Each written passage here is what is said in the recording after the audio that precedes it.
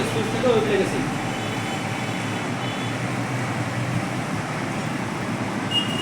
দেখেন যেটার উপর ক্লিক করছে ওইটা আসছে অন্যটাকে আসছে সেভ এখানে দেখেন কোয়ালিটি আছে 60% দেখছেন ইমেজের কোয়ালিটি 60% দেখছেন কোয়ালিটি এইখান থেকে ম্যাক্স করে দিবেন ঠিক আছে ম্যাক্স করলে 100% হয়ে যাবে এরপর সেটাকে আমরা সেভ করব এইখানে আমাদের ফাইল ফরম্যাট আছে দেখছেন জেপিজি পিএনজি এবং আছে পিএনজি 24 তো পিএনজি 24 হচ্ছে হাই কোয়ালিটি ঠিক আছে আমরা এটা সিলেক্ট করতে পারি এরপরে পিএনজি যদি আমরা সেভ করে ট্রান্সপারেন্সি একটা বিষয় থাকে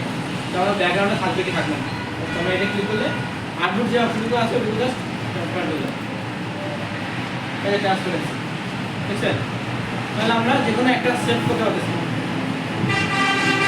এরপর সেভ না যদি আমরা পড়াটা সিলেক্ট করতে চাই একটা ক্লিক করব এরপরে এক্সপোর্ট থেকে সেভ আমরা বলে গেছি ঠিক দিলাম এটা থেকে ঠিক আছে দুটো আসছে ওরা সেভ দিলে এটা সেভ হবে আমি খেয়াল করেন যখন হচ্ছে বুঝে নাই ট্রান্সপারেন্সি কাজ আমরা যদি একটা আইকন করি ওটা কি ব্যাকগ্রাউন্ডে না থাকতে হয় মানে আমাদের আইকনের ব্যাকগ্রাউন্ড দরকার নাই তো ট্রান্সপারেন্সি বলে ট্রান্সপারেন্ট তার মানে হচ্ছে ব্যাকগ্রাউন্ড থাকবে না বুঝছেন আমরা বলুন না হচ্ছে যে ইমেজটা থাকবে তার ব্যাকগ্রাউন্ড দেয় না যে ইমেজগুলো থাকে আইকনগুলো আছে ওগুলো হচ্ছে পিএনজি অথবা ট্রান্সপারেন্ট আচ্ছা এখানে খেয়াল করেন দেখছেন এটা একটা কালো লাইন আছে না দেখছেন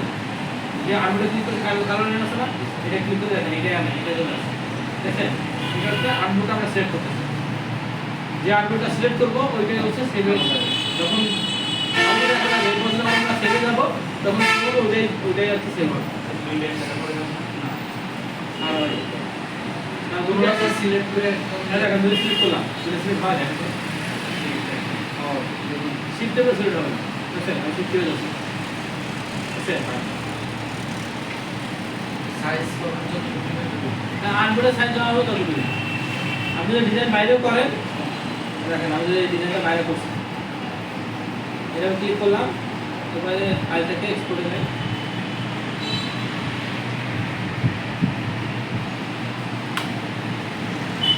বাইরে রাখা যা আমার আর্টবোর্ডের মধ্যে থাকবে ওইটাই আসছে হবে বুঝতে পারছেন সুমাইয়া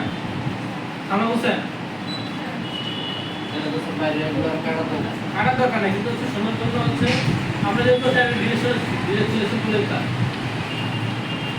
যখন ক্লায়েন্টকে দেখাবেন উনি যদি দেখে যে হচ্ছে এরকম এরকম ডিজাইন করে রাখলাম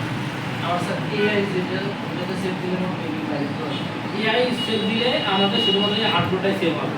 এবং এই দেখেন এখানে লেয়ার আছে না লেয়ার থেকে যতগুলো এলিমেন্ট যেমন দেওয়া আছে এমনই থাকবে